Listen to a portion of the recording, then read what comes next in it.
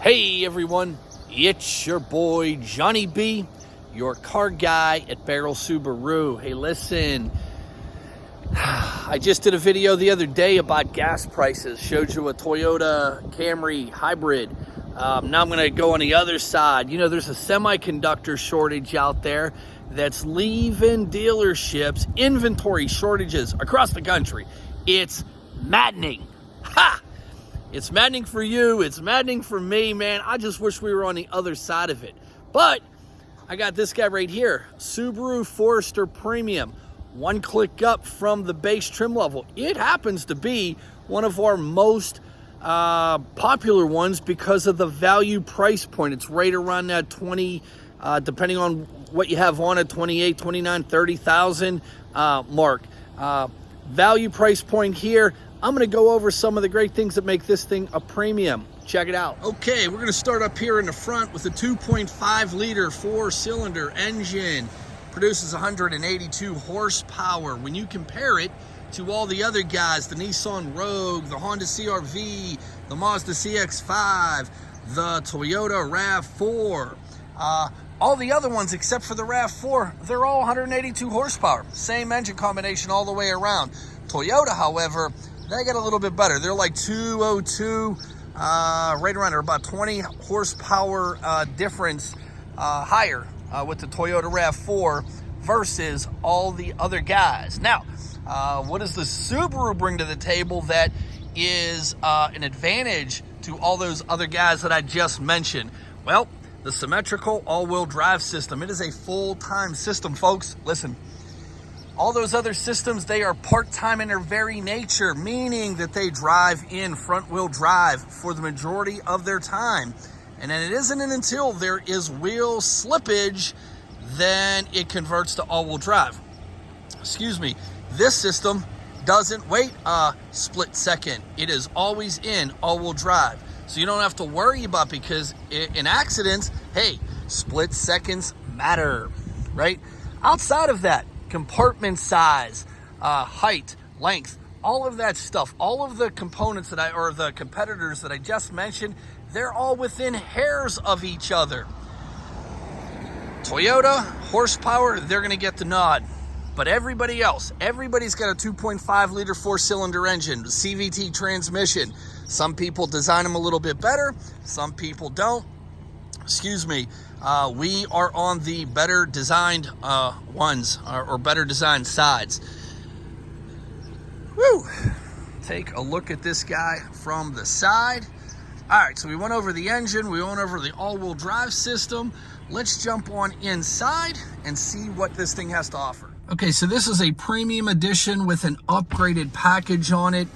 It's got the blind spot detection and rear cross traffic. So what that means, folks, is as you're driving down the road, you see that little mirror right there? If someone is in your blind spot, it's gonna light this bad boy up yellow. If you put your turn signal on while that's lit up yellow, it's gonna start flashing at you very rapidly to say, hey, don't move over, someone's still there. Same thing works when you put this bad boy in reverse. The same sensors for the blind spot are working for reverse cross traffic. That means if, like, let's say you're at the mall and you're pulling out of a parking spot and somebody is coming up that lane, those sensors back there are gonna make this to start blinking and beeping to let you know that it is not clear on there. Now that's the first half of the upgraded package. The other package is this. This has a power rear gate. So you just heard it. I just pressed the button over here and you see the power rear gate back there, right? So on the base premium, it is just a standard, you pull it up, you put it down rear gate. But this particular premium rear gate, or premium package, has a power rear gate. Pretty neat, huh? I just like doing that. Now, standard on the Forester is a set of safety features outside of the blind spot detection we already reviewed, with these two cameras right here. They work in conjunction and they operate 4 different safety features. The first one is lane departure warning. So if these guys are picking up the lane markers and you start sliding, one way or the other without a turn signal, it's going to start yelling at you. It's going to be flashing yellow here, and it's going to be beeping at you to say, hey, stay in your lane, man. And then here, forward emergency braking. So if anyone ever cuts you off, or if you're not paying attention to the road and you're getting too close to the car in front of you, again, it's going to start notifying you right here saying, hey, getting too close to that car in front of you, and I don't want to see you smash up the front of your car. And then if you don't put your foot on the brakes, it's going to apply the brakes in an attempt to avoid a front-end collision. Pretty neat, right? Okay, the second half of this this is called Eyesight Driver Assist package. The second half of it is, this is a system that's always on unless you turn it off. This system here you have to turn on.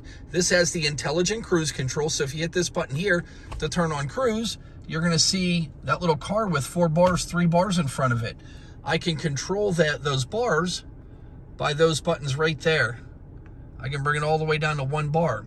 And that's the amount of distance between you and a car in front of you. So you can set your cruise control for, hey, 75 miles an hour. And if a car jumps in front of you, that's about a car to a car and a half distance, that 1 bar right there. But if he's going 55, guess what your new speed is? 55. That's great. You'll want to poke your eye out, so you'll probably want to get in the left lane, turn, get around them, and then get back to your 75. But that'll keep a safe buffer for you. And this is lane centering. So if the system can pick up both sides of the lane markers, it will keep you centered in your lane. Now, very, very clear, Subaru will tell you this is not a self-driving system.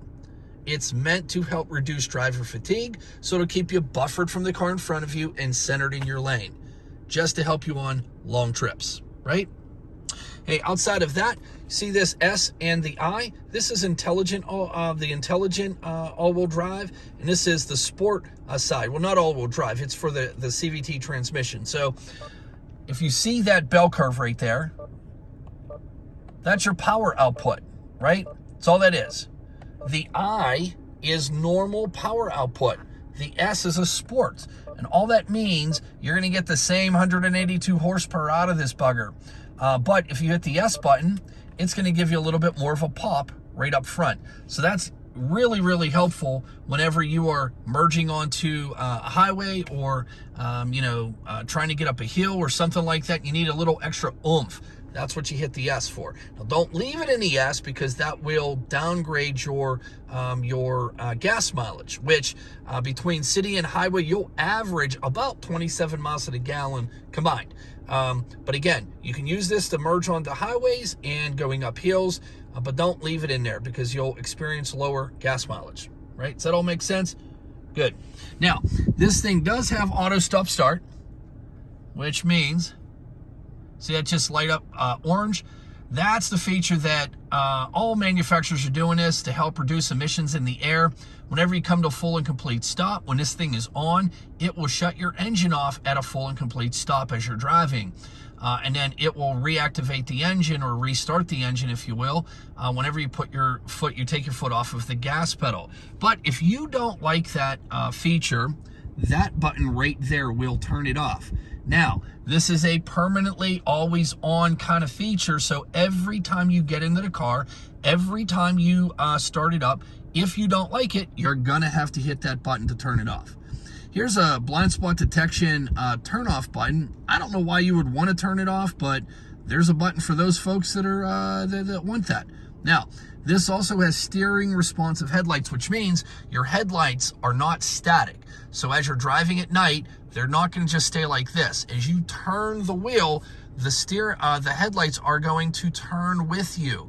So what that means is, you're going around the bend, it's going to give you maximum visibility going around that bend, right?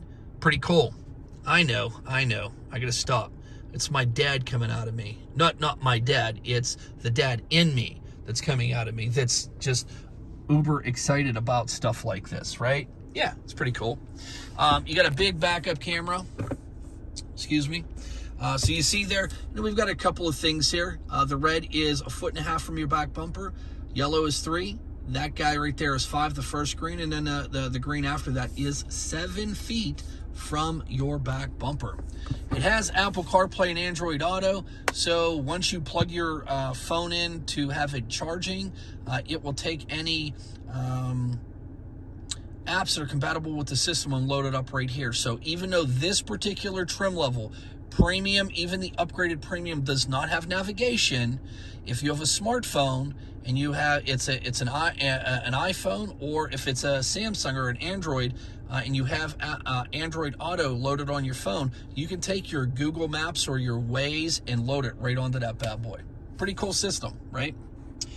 Push button start on the upgraded Premium as well. If you get the base Premium, it is a key. You'll have a physical key, like olden times, right? Like Little House on the Prairie stuff. That's what you'll have right there, right? Good stuff. Excuse me. This does have the all-weather package, so you have heated seats, heated mirrors. The heated mirror button is right there with the rear defroster, and then windshield wiper de-icers. I didn't even know that was a thing. I'm pretty sure that Subaru is the only one that has them, but they're little windshield wiper de-icers. So they're defrosters underneath the windshield wiper blades to make sure your windshield wipers don't get stuck in the wintertime. Isn't that crazy? All right, this is X mode. You see here a couple of features on the X mode. A portion of it, you just turn the dial. That turns your traction control off. When would you need to turn your traction control off, John? I'll tell you when. Whenever you're trying to get out of big, deep snow, deep mud. Because traction control, if your wheels start slipping, it's going to apply the brakes to help your wheels from stop slipping. So you want to turn that feature off so you can power through deep snow or deep mud. And then you just kick it right back to the right, and that puts you back into normal. This guy right here, if you push it, it'll light up here. You'll see it says X mode, and then you'll see the little guy going down the hill. You'll see it also right here.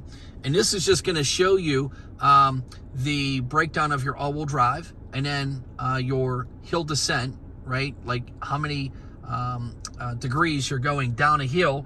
But this does a couple of different things. So it gives you different gearing ratios for snow and dirt, right? It also does downhill braking assist. So if you're facing a challenging hill in the wintertime, you can put this system on. It will brake you all the way down the hill, and you just have to worry about steering. Pretty cool system right there. Now, when we were back up here, I was talking about the lane departure warning and the forward emergency braking. Both features can be turned off. I will tell you that this one is the one that most people turn off because they can't, that's a lane departure warning. Tells you that you don't drive as straight as you think you do. And most people don't want that kind of negativity in their life. You know what I'm saying, right?